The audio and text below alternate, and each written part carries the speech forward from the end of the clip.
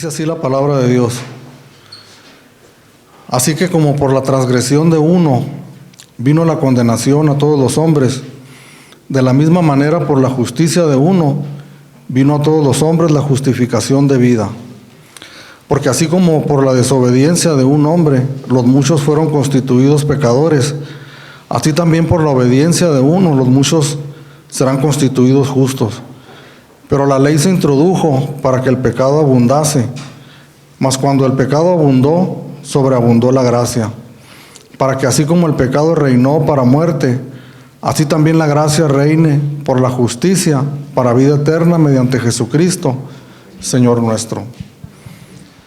La semana pasada comenzamos a estudiar esta parte del capítulo 5 de Romanos.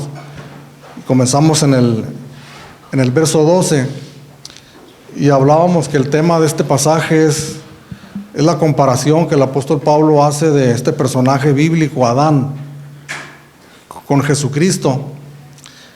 Y a lo largo de los versículos que estuvimos mirando, pues en realidad miramos que hay más diferencias que similitudes entre estos dos personajes. Pero hablamos también que el punto específico en que el apóstol Pablo quiere hacer la comparación es en la consecuencia de los hechos de cada uno, aunque muy diferentes las acciones de cada uno, pero en donde el apóstol Pablo quiere poner el énfasis es en la consecuencia. Y mirábamos que la consecuencia del pecado de Adán trajo una muerte espiritual para toda la humanidad, pero la muerte de Jesús en la cruz del Calvario trajo como consecuencia la salvación de muchas personas, entre los cuales nos podemos contar nosotros que estamos aquí en esta mañana. Entonces aquí en el verso 18, esto es lo que sucede. Miramos que el apóstol Pablo regresa al tema que comenzó en el verso 12. Y dice así que como por la transgresión de uno vino la condenación de todos los hombres, de la misma manera, por la justicia de uno vino a todos los hombres la justificación de vida. Entonces aquí continúa con la comparación, ¿verdad? Cuando menciona la mitad del versículo 18, cuando dice de la misma manera. Es decir, por la transgresión de uno, de Adán, por el pecado, por la desobediencia de uno, vino la condenación a todos los hombres. Pero de la misma manera, por la justicia de uno, vino a todos los hombres la justificación de vida.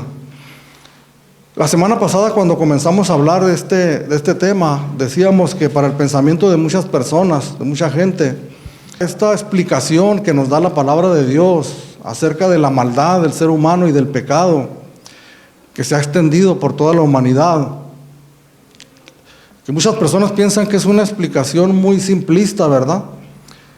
De hecho, una explicación absolutamente nada científica, ¿no? O realista, tal vez, dicen ellos. Una locura, por decirlo menos. Pero el punto es que tampoco la ciencia tiene una explicación definitiva y contundente para el asunto de la maldad y de las cosas que estamos mirando en este mundo, las guerras, la violencia, todo lo que nosotros miramos que consideramos la maldad del ser humano. Ellos tienen sus explicaciones muy diversas y no es una solamente, sino que son varias. Entonces no hay una uniformidad de pensamiento en el mundo en cuanto a las raíces de la maldad del ser humano. Pero la palabra de Dios contundentemente nos habla de cuál es la raíz y nos remonta hasta el huerto del Edén, hablando de este personaje, Adán. Y si nosotros notamos en la escritura del apóstol Pablo, él no se preocupa por tratarnos de explicar que esto es un hecho histórico, es un hecho real. Él simplemente plantea la situación, cómo sucedieron las cosas y las consecuencias que vinieron por ello.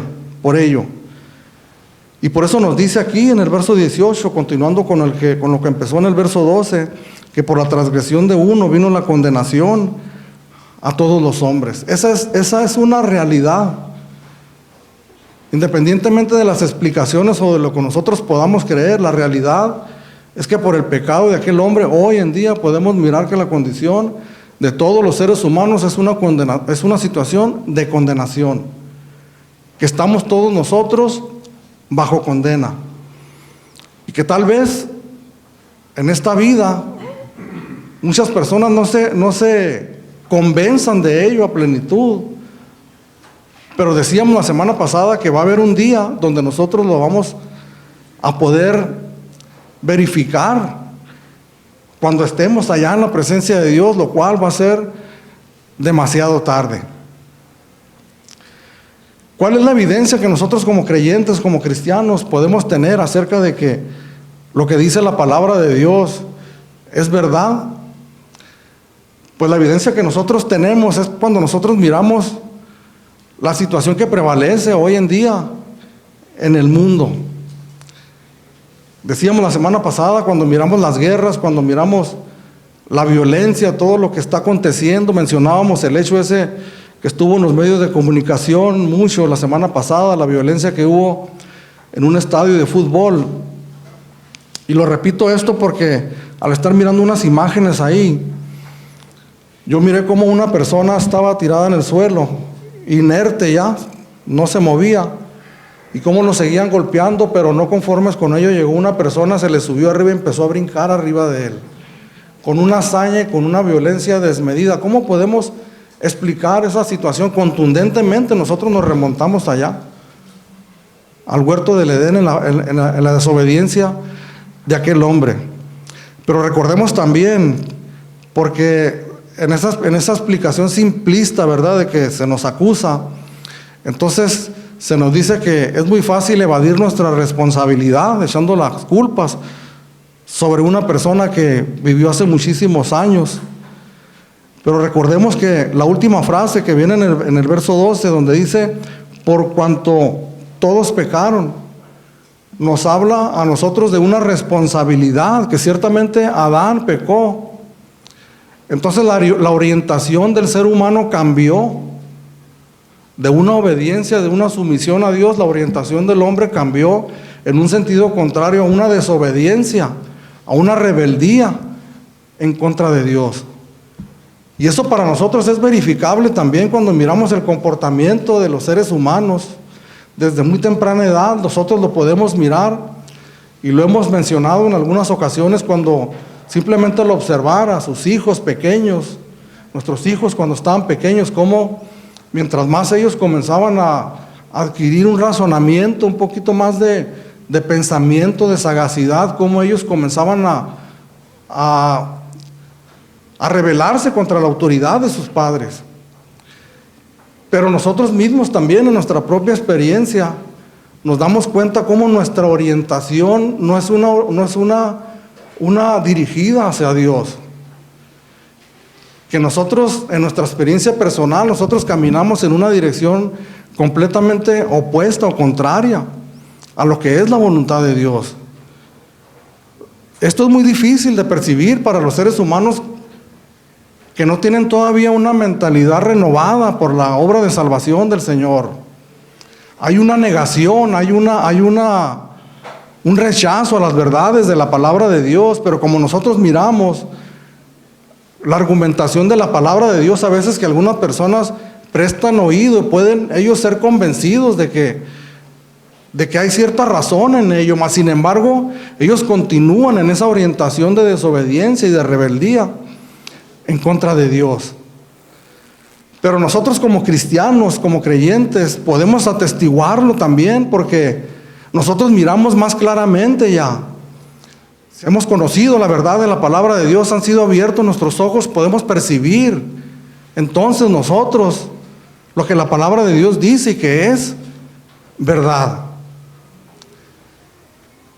¿Por qué tenemos nosotros que exhortarnos unos a otros a obedecer la Biblia, la palabra de Dios?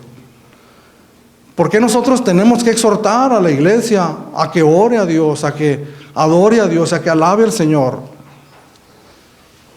¿Por qué nosotros tenemos que exhortar a la congregación a que se someta a un proceso de discipulado, de aprendizaje de la Escritura?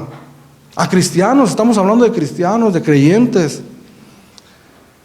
¿Por qué tenemos nosotros que empujar a la iglesia, a los cristianos, a los hermanos, a las hermanas, a que se sometan a cosas que nosotros sabemos que definitivamente la palabra de Dios nos dice que nosotros tenemos que hacer? Y eso se debe simplemente porque hay una raíz en nosotros, una tendencia a la rebeldía, porque hay un remanente de pecado en nosotros aún. Estamos afectados, podemos comprobarlo nosotros verdaderamente, que hay una afectación en nosotros, consecuencias del pecado de aquel hombre en el huerto del Edén. Hay una remanente en mi vida con la cual yo batallo para ejercer mi vida como creyente, como cristiano. Batallo para estudiar la palabra de Dios, aunque es algo hermoso, maravilloso cuando lo cultivamos, porque lo tenemos que cultivar y tenemos que hacer un esfuerzo con ello. Dijo algo muy interesante hace unos momentos nuestra hermana Sofía, y cómo el Señor Jesucristo no se tenía que someter a una obediencia en la presencia de Dios, porque allá no hay necesidad de esforzarnos para no pecar, porque simplemente no hay pecado. Pero no es la misma situación aquí en la tierra donde nosotros vivimos. Entonces nosotros podemos comprobar, tal vez no científicamente, por medio de un experimento en un laboratorio, y podérselo presentar a la humanidad como una prueba contundente de que lo que dice la palabra de Dios, que las consecuencias de Adán son realidad. Pero sí nos podemos presentar nosotros lo que observamos, pero principalmente nosotros, nuestra condición, que hay una lucha, que hay una batalla en nosotros, unas reacciones dentro de nosotros, en nuestros sentimientos, en nuestras emociones, que muchas veces no son buenas y que nosotros sabemos que van en contra de la voluntad de Dios. Entonces nosotros tenemos que orientarnos hacia un esfuerzo para obedecer a Dios. Entonces dice aquí en el 18, en la segunda parte del verso 18, dice: de la misma manera, por la justicia de uno, vino a todos los hombres la justificación de vida. Fíjese lo que dice aquí, dice por la justicia de uno. No dice por la justicia de muchos o por la justicia de cierto grupo de personas que eran mejores que otras. Esto nos habla de que solamente hubo un justo sobre esta tierra, y ese es Jesucristo, por la justicia de uno, de la misma manera que las consecuencias de Adán nos afectaron a todos nosotros. También el sacrificio de Jesucristo en la cruz del Calvario, la justicia de uno también, de la misma manera, haciendo una comparación con lo que sucedió con Adán, nos afecta también a nosotros cuando recibimos esa palabra, el Evangelio de nuestro Señor Jesucristo. Cuando habla de la justicia de uno, la justicia de Jesús, no nos habla únicamente de lo que Jesús hizo en la cruz del Calvario, al ir y morir en la cruz y resucitar al tercer día por cada uno de nosotros, que fue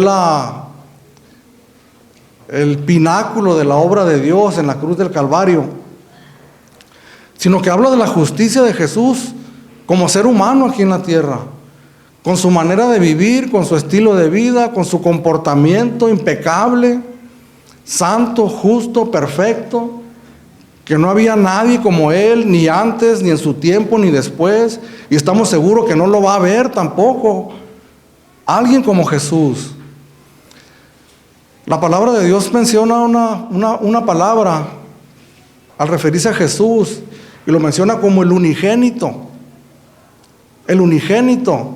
de Dios.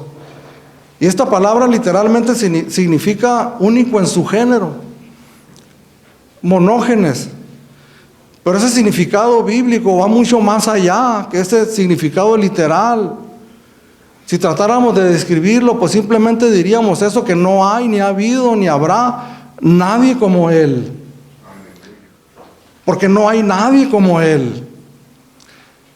Entonces, precisamente esos muchos pecadores que llegamos a los pies de la cruz de Jesucristo, rendidos, reconociendo nuestra maldad, reconociendo que lo que dice la palabra de Dios es verdadero, es real. Entonces esa justicia maravillosa, hermosa de nuestro Señor Jesucristo cubre mi maldad. Es puesta sobre nosotros. Recordemos que estamos hablando todavía del gran tema de la justificación, que es lo que nos distingue a nosotros como creyentes, que hemos sido justificados, que hemos sido perdonados, que la justicia de otro, de uno, de ese hombre maravilloso llamado Jesús, ha sido puesta sobre nosotros. Cuando Jesús fue llevado que Él fue voluntariamente a ser bautizado por Juan el Bautista, dice la palabra de Dios que cuando Juan el Bautista lo sumergió al río y salió de él, dice que descendió el Espíritu Santo como en forma de paloma sobre Jesús, y que se oyó una voz desde los cielos que decía: este es mi Hijo amado, en quien yo tengo complacencia. Solamente en Él, en ningún ser humano, Dios puede decir las mismas palabras, y no nos engañemos, adjudicar estas palabras a cualquier ser humano, porque son palabras dirigidas únicamente a esta persona llamada Jesús. Este es mi Hijo amado, en quien yo he hallado complacencia. Pero la buena noticia, hermanos, para todos nosotros, que la justicia perfecta de Jesús, que nos cubre a nosotros, esas mismas palabras que fueron dirigidas a Jesús, también nos abarcan a nosotros. No porque seamos justos por nosotros mismos, o porque seamos perfectos, o porque seamos inocentes, sino por la justicia de Jesucristo. En Hebreos capítulo 7, versículo 26, escribe el autor de esta carta, dice: porque tal sumo sacerdote, refiriéndose a Jesús, porque tal sumo sacerdote nos convenía, santo, inocente, sin mancha, apartado de los pecadores y hecho más sublime que los cielos. Es decir, que no vino cualquier persona, hermanos, a morir por nuestros pecados. No vino cualquier personaje, no vino ni siquiera un ángel, porque el mismo escritor dice: ¿cuál de los ángeles le he dicho, mi hijo mío eres tú? Vino Jesús, hermanos, a morir por nuestros pecados. Entonces, de la misma manera, por la justicia de uno vino a todos los hombres justificación de vida. Este simple hecho, hermanos, de ser perdonados, de ser declarados justos, de ser declarados inocentes, es una gran bendición que expresa el salmista David en el Salmo 32, y que lo toma de referencia el apóstol Pablo aquí en la carta de los Romanos, que la miramos algunas semanas atrás. ¿Por qué? Porque la culpa, aparte de traer una pesadez espiritual, anímica en nuestras vidas, nos afecta físicamente. Cuando nosotros comenzamos a sentir la carga del pecado en nuestras vidas, de los hechos pecaminosos, tal vez en algunas ocasiones algunos hechos específicos, ¿verdad?, que nos aguijonean. Tal vez no tenemos conciencia de que toda nuestra vida es una vida de desviación, de pecado, pero hay ciertas cosas que nos aguijonean en nuestra vida, y la culpa nos carcome. El simple solo hecho de ser quitada esa culpa, de ser quitada esa carga que está sobre nosotros del pecado y de la maldad, es una gran bendición. Mas sin embargo, el Señor Jesucristo lo que hace con nosotros es que sienta las bases, el fundamento para que nosotros podamos comenzar una nueva vida. Hace de nosotros una nueva vida, una nueva orientación. Podemos decir nosotros que en ese momento de la regeneración, del perdón de nuestros pecados, de la salvación de nuestras almas, en ese momento comienza esa reversión de las consecuencias del pecado en el huerto del Edén. Esa rebeldía natural, esa desobediencia natural que de ahí en adelante se manifestó en los seres humanos, comienza a ceder en nuestras vidas gradualmente. Y de eso nosotros también somos testigos en nuestra experiencia personal. Cuando de vidas rebeldes que nosotros llevábamos, que no queríamos saber nada con Dios, ahora hay un deseo de conocerle. Quiera Dios, hermanos, que en esta mañana, los que estamos reunidos aquí, existe esa evidencia inicial y permanente en todos los creyentes de un deseo y de un anhelo de conocerle a Él. Entendiendo que ese deseo, hermanos, no se suple o no se llena únicamente deseándolo, queriéndolo o pidiéndolo a Dios, o de muchas maneras equivocadas en que los creyentes fuimos enseñados que podemos nosotros conocer a Dios, haciendo determinadas prácticas o situaciones en las que nosotros por mucho tiempo vivimos, pasando a un altar, ¿verdad?, para que el hombre de Dios orara por nosotros y tal vez ahí Dios se me revelara, sin importar que en mi vida personal yo llevara una vida desordenada, una vida donde no tenía absolutamente ningún contacto con la palabra de Dios, ningún esfuerzo en cuanto a mi búsqueda de Dios en toda la semana o en todo el mes, pero queriendo que ese domingo, sin prestar atención a la predicación, esperando el momento nada más cuando aquel hombre dijera quién quiere pasar hacia el frente, quién quiere recibir un toque del Señor. Esa no es la manera de conocer al Señor. Empezó un proceso de reversión en nuestras vidas, donde hay un deseo de conocer al Señor, pero también comienza un proceso de obediencia a Dios, que comenzamos a escuchar, a percibir la voz de Dios, sus demandas, sus mandamientos. Entonces nosotros anhelamos y deseamos cumplir los mandamientos de Dios. Queremos ponerlos por obra, queremos ejecutarlos, queremos vivir en ellos. Hay una reversión en nuestras vidas, hermanos, que se manifiesta en nuestra manera de vivir, en nuestros aspectos externos de nuestra vida, en todas las áreas de nuestra vida. El apóstol Pablo no se ocupa en detalle de esto aquí en este pasaje, pero más adelante nosotros vamos a mirar cómo en la vida práctica de nosotros, en los más mínimos detalles, se tiene que manifestar esa reversión que ha sucedido en nosotros por la obra de Jesucristo. La semana pasada poníamos el ejemplo de las cuestiones físicas, cómo nosotros pasamos por un proceso de enfermedad física, donde la enfermedad va avanzando, tomando control de nuestros cuerpos. Pero como con nosotros cuando vamos con el médico y empezamos un tratamiento eficaz, efectivo, aquel medicamento actúa contra lo que está provocando esta enfermedad. Entonces miramos un proceso de reversión en nuestra salud física y eso se comienza a manifestar también en nuestras vidas. Pues eso es lo que ha estado operando el Espíritu Santo desde el día que nosotros creímos en Él. Desde el día que nosotros abrimos nuestro corazón, el Señor abrió nuestros corazones y nosotros nos rendimos a Él. Dios comenzó, hermanos, en nosotros ese proceso de santificación en nuestras vidas. Porque así como por la desobediencia de un hombre, los muchos fueron constituidos pecadores, así también por la desobediencia de uno, los muchos serán constituidos justos. Ese es otro punto de la comparación del apóstol Pablo.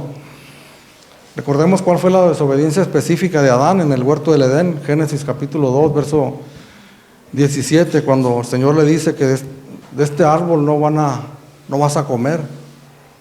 De todos los árboles que miras aquí puedes comer, pero de este árbol de la ciencia del bien y del mal no podrás comer, porque el día que de él comas, de cierto, morirás. Esto se oye muy mitológico, ¿verdad?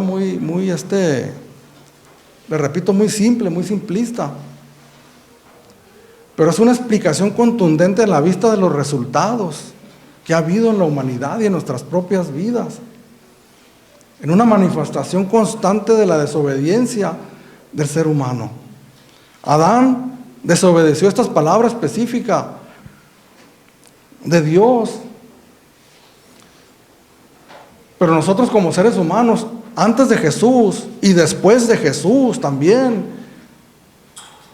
en menor grado, luchando en contra de los mandamientos de Dios, por lo que les comentaba hace unos momentos, por la naturaleza pecaminosa que aún hay en nosotros. Pero antes de conocer al Señor Jesús, una vida completa de desobediencia. Entonces, ¿cuál es el remedio para eso, hermanos? Adán desobedeció, y ahí viene el punto, uno de los puntos de comparación que está haciendo el apóstol Pablo, antagonista si quiere, pero comparación. La desobediencia de aquel uno nos perjudicó a todos nosotros de alguna manera, pero la obediencia de aquel uno también es de bendición para todos nosotros. Y cuánta realidad hay en esto que comentaba nuestra hermana, porque qué necesidad tenía el Señor Jesucristo de venir a este mundo y padecer lo que padeció. Simplemente lo hizo por obediencia. En Filipenses capítulo 2, versículo 8, escribe el apóstol Pablo también ahí, dice: y estando en la condición de hombre, se humilló a sí mismo, haciéndose obediente hasta la muerte, y muerte de cruz. La obediencia de nuestro Señor y Salvador Jesucristo. Yo creo que a estas alturas todos nosotros hemos notado que no hay nada que Jesús haya pedido a sus discípulos, a sus seguidores y a todos aquellos que le íbamos a seguir después. No hay nada de lo que Él haya pedido que Él mismo no haya hecho. Y podemos decir mucho más, hermanos. Nos sobrepasa el Señor Jesús en todo lo que nosotros pudiéramos hacer. A nosotros nos conviene la obediencia. La obediencia para nosotros en todos los aspectos de nuestra vida, hermanos. Nuestra vida secular, familiar, social. La obediencia nos trae bendición, nos es para bien, nos conviene ser obedientes. Pero la obediencia a la palabra de Dios nos trae, hermanos, la salvación y la vida eterna. Porque lo hemos mencionado una y otra vez, que la primera respuesta obediente a la palabra de Dios, al Evangelio, es a la demanda de arrepentimiento. Isaías capítulo 1, versículo 18 dice: venid luego y estemos a cuentas. Si tus pecados fueren rojos como el carmesí, como blanca lana vendrán a ser. El llamado a ponernos a cuentas es la primera demanda del Evangelio a la que nosotros debemos de obedecer. Verdaderamente es bendición la obediencia. Amén. Les he comentado yo que tenemos que estar atentos, despiertos, con los ojos abiertos al tiempo que nosotros vivimos.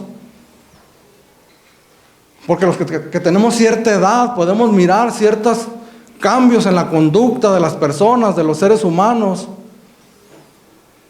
Y hoy podemos mirar una completa rebelión a todo lo que se llama autoridad, hermano. Llámese padres, llámese personas mayores. Por el hecho de ser mayores, la palabra de Dios nos pide reverencia delante de las canas. La falta de respeto, la falta de obediencia, de sujeción a la autoridad.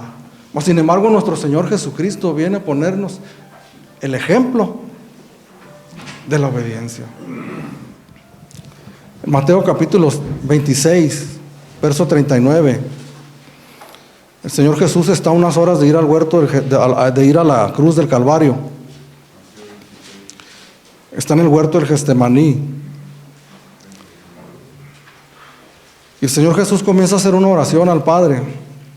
Y le dice: Señor, Padre, si es posible, pasa de mí esta copa.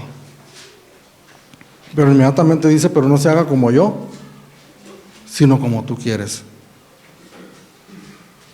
Una sujeción aún en aquellas cuestiones difíciles de recibir.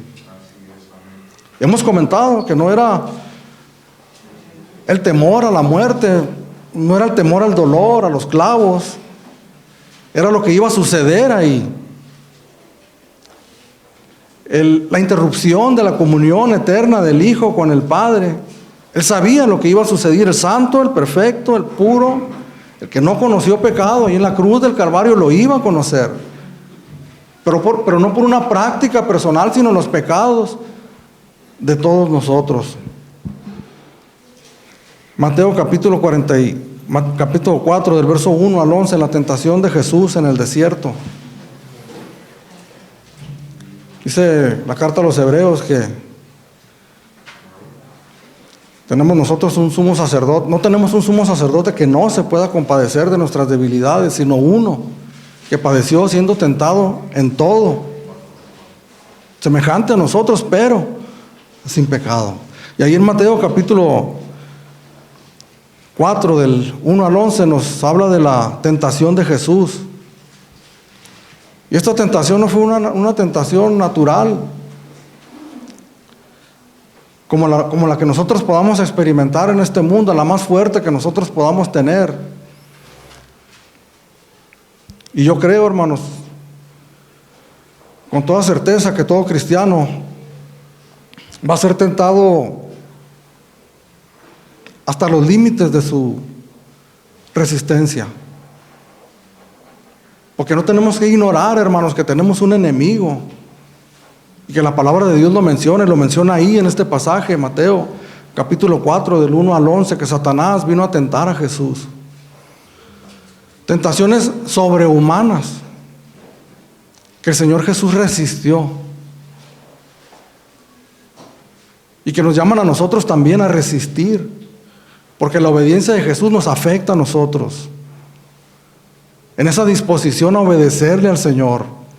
Y cuando nosotros estamos enfrente de la tentación, nosotros meditamos en todas estas cosas, obedecemos a la palabra de Dios y nosotros podemos resistir la tentación. Nosotros que estamos aquí reunidos en esta congregación, venimos de diferentes ambientes, de diferentes familias, estratos sociales, casi todos somos más o menos de la misma estrato social. Pero venimos de diferentes maneras de vivir, estilos de vida, en donde Satanás sabe cuáles eran nuestras debilidades. De manera que al venir a los pies de nuestro Señor Jesucristo, vienen las tentaciones conforme a esas debilidades. Pero la gran bendición que nosotros podemos remitirnos a la palabra de Dios y ver que nuestro Señor Jesucristo venció la tentación en el desierto a Satanás. Y sabemos cómo le venció por medio de la palabra de Dios. Si miramos a un hombre, hermanos, firme aquí, Jesús, el Hijo de Dios, un hombre alimentado con la palabra de Dios, un hombre fortalecido con la oración, porque dice la palabra de Dios que aún antes de salir el sol, muy de madrugada, el Señor salía a orar a lugares desiertos. En algunas ocasiones pasaba la noche orando, fortalecido en el espíritu, resistiendo la tentación del pecado de Satanás. Hermanos, se nos ha dado una nueva naturaleza a cada creyente, a cada cristiano, para que nosotros podamos vivir una vida que honre y glorifique a Dios. Tenemos que reconocer y entender que esas son cosas que se nos han sido dadas como consecuencia de lo que hizo Jesús en la cruz del Calvario, pero como consecuencia también de su obediencia a lo largo de todo su caminar por esta vida.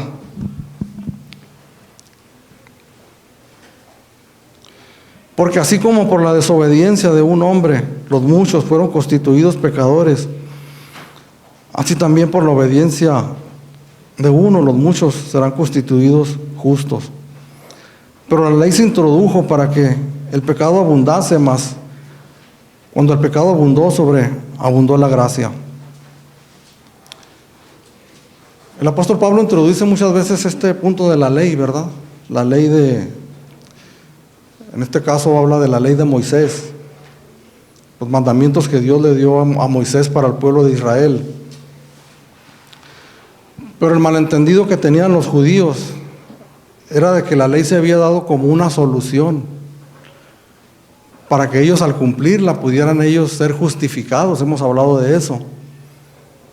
Pero fíjese lo sorprendente, ¿no?, de lo que leemos aquí, que son cuestiones que a veces nos dejan pensativos, meditando en por qué dicen estas cosas. La palabra de Dios dice: la ley se introdujo para que el pecado abundase.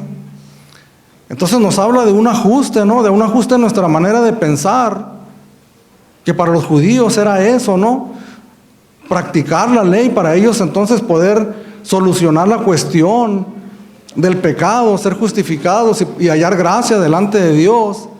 Pero para nosotros que no somos judíos, que podamos entender que no hay nada que nosotros podamos hacer, que consideremos nosotros bueno en sí mismo, con lo cual nosotros podamos agradar a Dios, sino que simplemente la ley fue dada, hermanos, para llamarle al pecado, pecado.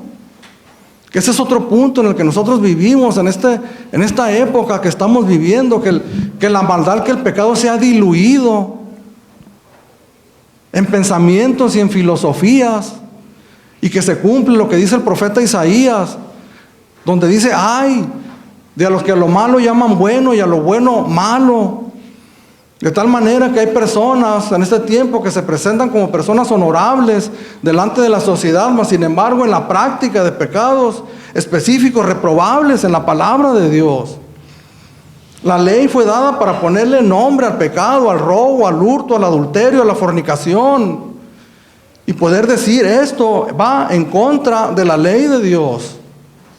Aunque la conciencia llama al hombre a tener un sentimiento dentro de sí mismo de que las cosas que está cometiendo no están bien, pero no hay un conocimiento, una certeza, hasta que llega la ley y nos dice al que practica mentiras que no es un mitómano, que es un mentiroso. Señor Jesús, decíamos la semana pasada, que va más allá y que no nos dice a los hombres que si volteamos a mirar a una mujer, pues simplemente estamos admirando la creación o la belleza de Dios. Nos dice que ya adulteramos en nuestro corazón con ella. La ley viene a decirnos, hermanos, que somos pecadores,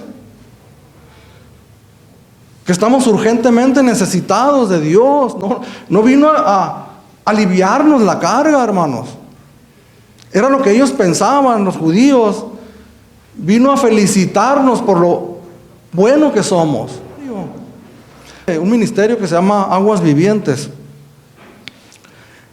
Ellos evangelizan por medio de los 10 mandamientos. Abordan a las personas. Ahí en el YouTube salen algunas cápsulas. Y comienzan preguntando primeramente a las personas si se consideran como buenas personas. Y la gran mayoría dice que sí, por no decir que todos. Entonces cuando empieza la prueba de la ley, ¿verdad? ¿Has mentido alguna vez? Pues sabes de que sí. ¿Has mirado a una mujer y la has codiciado? Pues sabes de que sí. ¿Has robado? No, pues no. ¿Has tomado? Pues sí. Entonces acabas de confesar que eres un mentiroso, un adúltero de corazón y un ladrón. Pues eso es lo que nos viene a decir la ley a nosotros, hermanos. Hay algo muy particular de los seres humanos. Es que nos pone mal cuando nos dicen estas grandes verdades. No nos gusta a nosotros, a nadie, que nos señalen nuestros errores o nuestros defectos, porque tenemos muchas justificaciones y muchas salidas, ¿verdad? Pero cuando llega la palabra de Dios, hermanos, con toda su autoridad a decirnos a nosotros quiénes somos, entonces nosotros no tenemos escapatoria. Podemos evadirnos, podemos decir que no es la Biblia, que la escribieron hombres, podemos leer, podemos decir que Dios no existe, podemos decir tantas cosas. Pero la evidencia experiencial en cada persona nos dice que esto es verdad. Cuando miramos el comportamiento, hermanos, de las personas en este tiempo que estamos nosotros viviendo, podemos mirar que hay un desconocimiento Estamos bombardeados por propagandas que nos dicen que tales o cuales prácticas es algo correcto. Entonces estamos puestos entre dos opciones, entre Adán y entre Jesús, el Hijo de Dios. En negar o rechazar o decir, sí, es verdad, ese hombre, esa mujer, soy yo. Es entonces cuando esto se convierte en una bendición para cada uno que reconoce esa condición que está siendo expuesta por la palabra de Dios y venimos rendidos a Él. Porque hay algo que nos pide la Escritura, hermanos, nos pide el Señor. Es que todo aquel que viene delante de Él nos tenemos que humillar. Porque un reconocimiento de un pecado, de una maldad, para el ser humano es una humillación.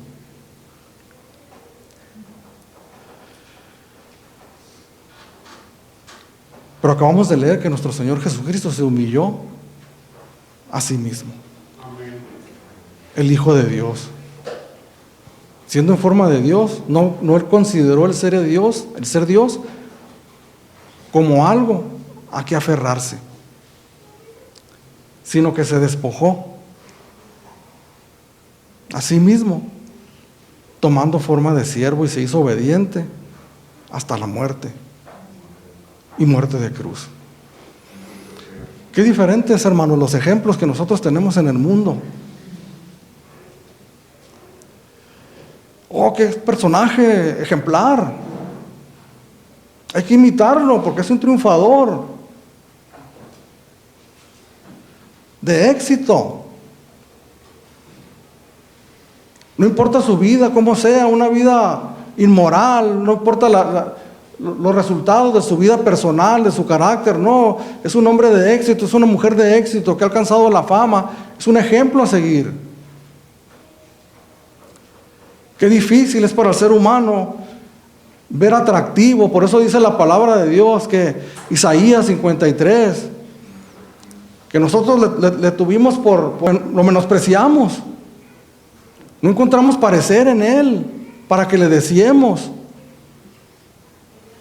Porque este ejemplo que nosotros tenemos que seguir es el de Jesús, de humillarnos a nosotros mismos, de despojarnos de nuestro orgullo, de todo lo que nos impide llevar una vida que glorifique, que honre el nombre de Dios, como verdaderos, genuinos, creyentes. Tenemos que humillarnos, tenemos que despojarnos de nosotros mismos. Es una personalidad contaminada que no sirve, hermano. Contaminada por los efectos del pecado de Adán, no sirve. La palabra de Dios nos llama a despojarnos como si fueran harapos viejos y arrojarlos lo más lejos posible, y vestirnos a su vez de vestiduras nuevas que Dios nos proporciona al momento de la salvación, una nueva naturaleza. Pero todo eso es doloroso, hermanos.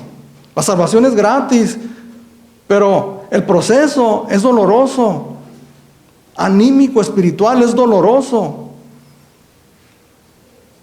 Sin embargo, es un ejemplo glorioso y maravilloso a seguir, la persona de nuestro Señor Jesucristo hacia el éxito. ¿Qué tengo que hacer? Pues humillarte, despojarte a ti mismo de lo que tú consideras que son tus mejores virtudes, pues sabes de que para Dios no sirven, arrójalas lejos. ¿Qué consejos se nos dan hoy, hermanos? Haz esto y esto para que fluya tu mejor yo, tu mejor versión. Tenemos que entender que es una enseñanza completamente contraria a lo que la palabra de Dios dice. Si alguien, hermanos, va a hacer uso de virtudes que nosotros podamos tener y que están ahí, porque Dios nos creó así, a toda la humanidad, y puso en nosotros su imagen. Si alguien va a hacer uso de eso para bien, para su gloria, va a ser Dios. Así es. Pero la ley se introdujo ¿para qué? No es que el pecado no abundaba, no es que el pecado no era mucho, Pero entonces salió a relucir con nombres específicos. Esto que está haciendo esta comunidad, esta persona, este pueblo, está mal, es pecado. Se llama homicidio, se llama robo, se llama hurto.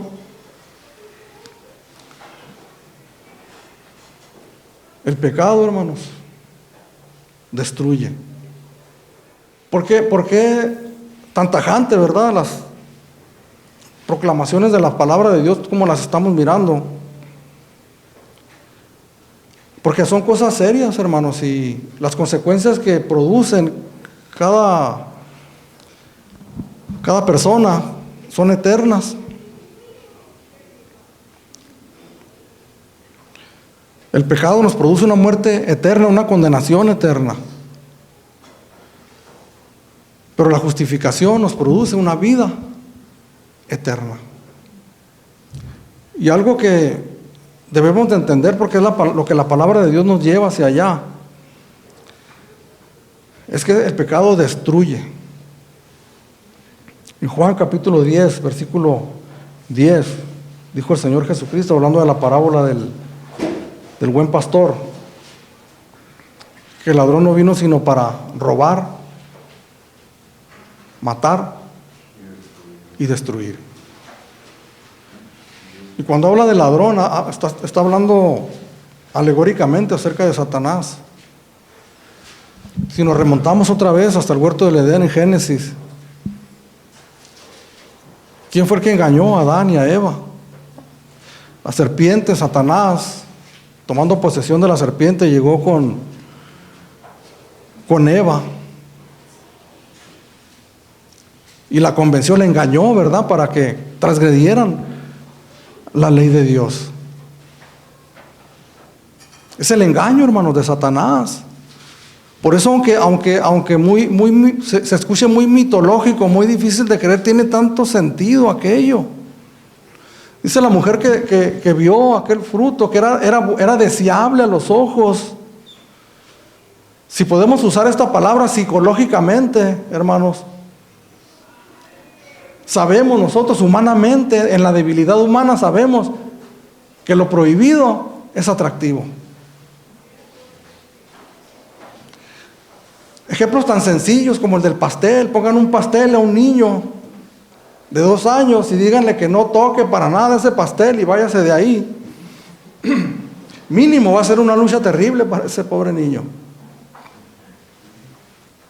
Podemos decirlo así, ¿verdad? O una explicación, es que venimos del mono, el instinto sale, pero nosotros sabemos cuál es la razón. El pecado destruye, hermanos. No nos vayamos al mundo. Dentro del pueblo cristiano, por lo menos creyentes, hombres que han cedido a la tentación, mujeres que han cedido a la tentación. Y podemos mirar esto que estamos hablando ahorita y afirmar que el pecado destruye. Porque el Señor no se anda con medias tintas y nos presenta las cosas como son.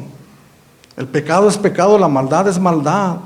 Nosotros como seres humanos a veces nos reprimimos un poco, nos detenemos un poco, porque tal vez algunas de las cosas que nosotros decimos puedan ser ofensivas a las personas. Pero la palabra de Dios no se reprime a sí misma. Fluye, ay de nosotros si la reprimimos nosotros mismos.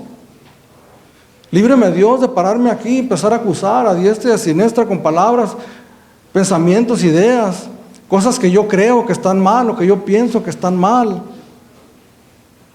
Pero que me libre Dios también de pararme aquí y mirar algunas cosas que yo pienso que puedan ser ofensivas, entonces callarlas y sacarles la vuelta. Porque es una gran responsabilidad, hermanos, fijar mi mirada, mi corazón, mi mente en el texto de la Escritura y poder estar seguro que lo que está percibiendo mi alma, mi corazón, es verdad, así es. Y en esta mañana, hermanos, lo que esta palabra nos está diciendo es que el pecado destruye, que Satanás es astuto, porque la serpiente era astuta más que todos los animales del huerto. Esa es la mala noticia, ¿no? Las cosas tal vez difíciles de digerir.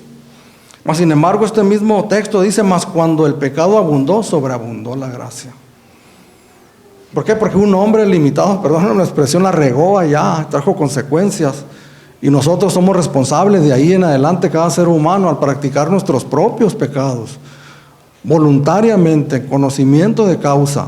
Después que llegó la Escritura, seamos cristianos o no, sabemos que esos pecados tienen nombre, que la palabra de Dios tiene nombre, les pone nombre a las prácticas, a las actitudes que todos nosotros tenemos en determinadas ocasiones. Pero que hay otro hombre más, como dice Hebreos, hecho más sublime que los cielos, el unigénito de Dios, en el cual no hay comparación, que nadie se le puede comparar, personas, hechos, cosas, nada se le puede comparar, que se despojó a sí mismo, vino a este mundo a algo específico, hermanos, que es lo que tenemos que entender. Múltiples veces hemos mencionado, no vino a solucionar los problemas de nadie, hermanos. No vino a cumplir los caprichos de nadie. Vino a buscar y a salvar lo que se había perdido en el huerto del Edén. Vino a dar su vida, hermanos, para que todos nosotros podamos disfrutar de esa gran bendición de ser hechos hijos de Dios, de poder caminar en esa reversión en nuestras vidas, de esa maldad, de ese pecado que había en nosotros. Es una gran dicha y es una gran bendición. Eso produce en nosotros un profundo agradecimiento y una actitud de entrega hacia Dios, voluntaria y agradecida, de obediencia a Dios. Porque podemos ir experimentando a lo largo de nuestra vida cómo nosotros llegamos a los pies de Jesús, destruidos por el pecado y por la maldad, sucios, espiritualmente hablando, malolientes, despidiendo un fétido olor desagradable hacia Dios que escondía su rostro de nosotros. Y cómo hemos podido ver en nuestras vidas una nueva vida dentro de nosotros, una regeneración. Y que poco a poco Dios, aunque tenemos muchas fallas y muchos errores, pecados aún en nuestras vidas, podemos identificar en nosotros esa obra gloriosa y maravillosa que Dios ha estado efectuando en nuestras vidas. El conocimiento de esto, hermanos, nos lleva a nosotros a eso, a una entrega a Dios, a un deseo de esforzarnos, sabiendo que no se va a dar de manera automática. Yo deseo, hermano, ser un hombre de Dios. Cuando miro los ejemplos bíblicos de hombres como Pablo, como Abraham, como Moisés, como Pedro, como Jesús, como hombres de la historia de la iglesia cristiana, yo deseo, anhelo, quisiera llegar a los talones de alguno de ellos, pero sé inmediatamente que hay un precio que yo tengo que pagar, que no se va a dar de manera automática. Hablando específicamente que me voy a tener que levantar más temprano por las mañanas, que si tengo mi trabajo y entro a las 6 de la mañana, entonces si yo quiero pasar un tiempo con Dios de tal manera que Dios obre en mí, entonces yo tengo que pagar un precio, hermano. Si yo quiero conocerle a Él, si lo queremos conocer a la vieja usanza, pues aquí no se va a poder, porque no hacemos llamados al altar. No traemos profetas, hombres de Dios, a que hablen a tu oído y te digan cosas bonitas.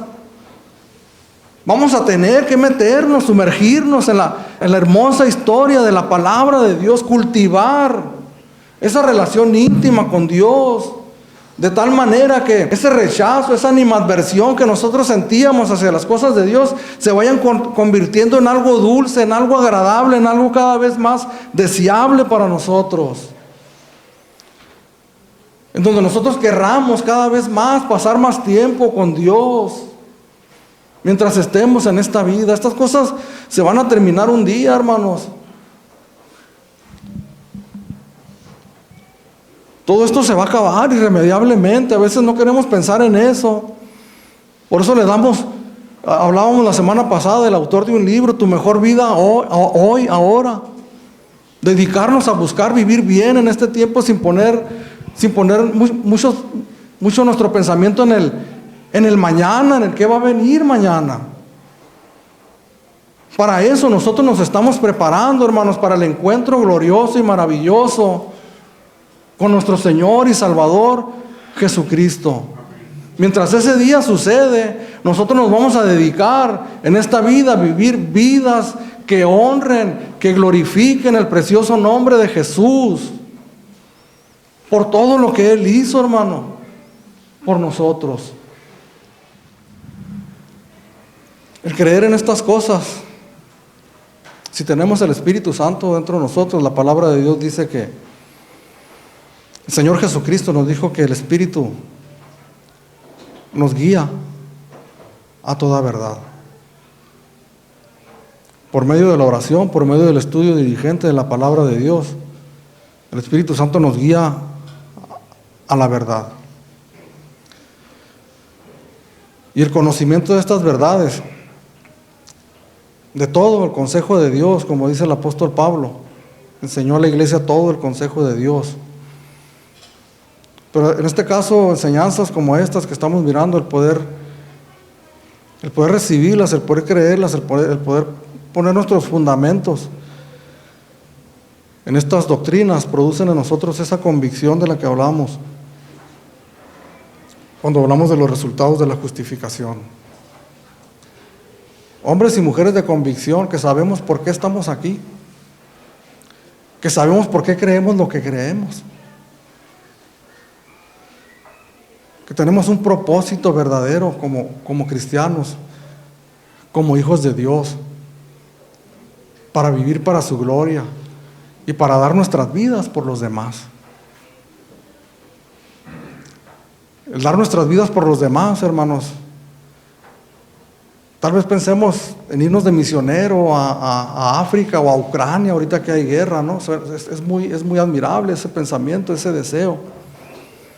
Pero el dar nuestras vidas donde nosotros estamos, dar mi vida, mi paciencia, mi tolerancia, por amor de los demás.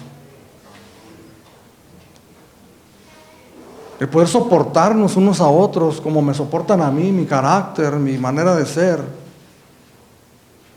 El poder soportarles a ustedes, ¿verdad? Aunque a veces es un poco difícil, hermanos. No se crea. Pero que demos nuestras vidas, hermanos. Que estés dispuesto a dar tu vida por la persona que tienes atrás, a un lado de ti. Y poder poner a su servicio de él o de ella todo lo que Dios ha hecho por ti y lo que te ha enseñado. Amén. El conocimiento de estas grandes verdades debe de poner en nosotros algo que creo yo que nos está faltando. Es el celo por la evangelización de las almas. El poderle compartir a otros las buenas nuevas de salvación. Que otros también puedan experimentar lo que nosotros estamos experimentando. El poder sentir de verdad, hermanos, de verdad, el amor por las almas. Esa es una frase que se ha vuelto como un cliché, ¿no? Como una parte de la fraseología cristiana, el amor por las almas. Si queremos ver el ejemplo del amor por las almas, tenemos que voltear, hermanos, al mayor ejemplo que nosotros tenemos, que es nuestro Señor Jesucristo, que dio su vida totalmente y sin reservas por todos nosotros. El signo del amor ya no es un corazón, hermano, ya no le haga así. Ahora hágale así. Ese es el signo, hermanos, del mayor y más grande amor del cual nosotros podamos tener noticia. Y que Jesús nos llama a nosotros a ser partícipe de Él cuando nos dice, toma tu cruz cada día y sígueme.